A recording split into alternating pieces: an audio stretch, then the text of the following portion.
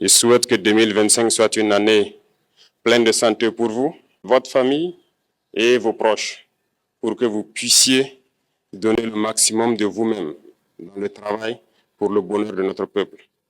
Que 2025 soit une année où vous verrez tous vos projets donc couronnés de succès, de prospérité et surtout que tout au long de l'année, que Dieu guide donc notre action, nous protège et veille sur nous. Je souhaite aussi rappeler à tout un chacun que la lutte contre l'impérialisme doit être donc intégrée dans nos gènes maintenant. Ça doit être une lutte qui se mène de façon implacable et tous les jours. Parce que beaucoup de gens n'ont pas compris ce que c'est que cette lutte jusque-là. Nos vaillantes forces combattantes sont sur le terrain. Ils mènent le combat contre les valets manipulés, ces criminels qui écument nos campagnes tous les jours et tiennent bon pour amener la paix dans notre cher Faso. Autant ils le font, nos masses populaires laborieuses, que sont les agriculteurs, les éleveurs, se battent aussi également pour qu'on puisse atteindre l'autosuffisance alimentaire à travers donc l'accompagnement de tous les techniciens du ministère de l'Agriculture. C'est très important. Et autant qu'eux aussi se battent dans l'administration, nous devrons nous battre pour changer de mentalité. Cette décolonisation mentale, c'est la partie la plus difficile. Et c'est pour ça que nous tenons à vous rappeler constamment qu'il faut changer de mentalité, revenir à nos sources et nous battre. Et c'est ça aussi le combat contre l'impérialisme. Toutes les occasions nous sont offertes pour pouvoir comprendre l'impérialisme, ses manifestations. Quand je prends dernièrement les propos d'Emmanuel Macron sur l'Afrique, eh bien, tout Africain conscient devrait donc comprendre très vite tout ce qu'il a pu nous dire et qu'est-ce que ça signifie.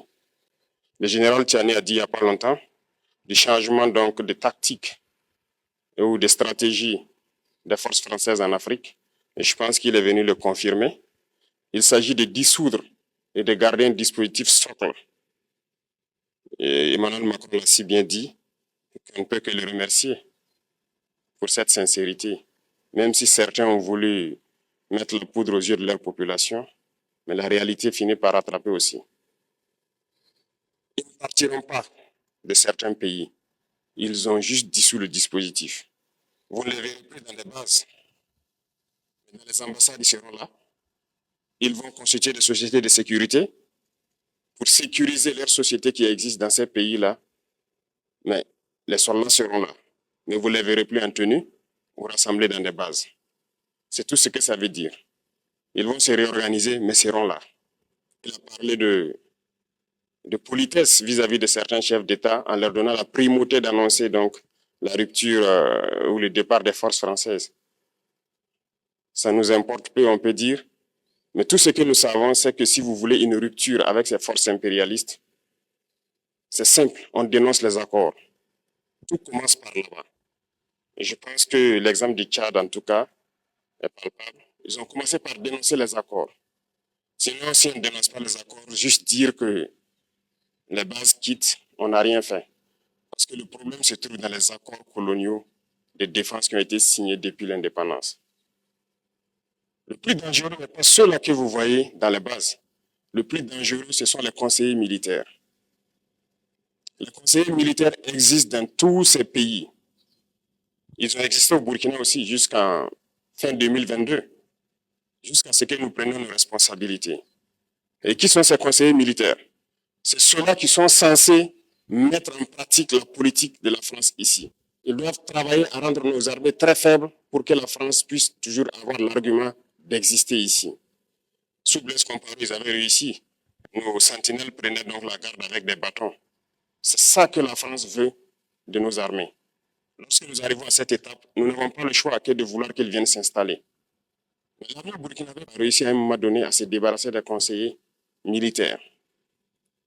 Malheureusement, je pense qu'en 2019, après l'opération Otapano, où ces Français ont vu que l'armée burkinabé avait encore une capacité de réagir au terrorisme, ils ont appelé les chefs d'état-major en France, ils l'ont instruit de reprendre les conseillers militaires dans toute la structure. Eh bien, il n'a pas accepté, mais au retour au pays, les politiques l'ont instruit d'accepter les conseillers militaires. Et c'est là que les conseillers militaires sont revenus dans l'armée burkinabé en 2019. Avec toutes les conséquences qu'on connaît, l'armée était en train de disparaître dans les années 2020-2021. Et d'ailleurs, c'est le moment où beaucoup de militaires ont dû déserter parce qu'il n'y avait plus d'espoir. On était en train de s'effondrer. Voilà un peu comment ils travaillent.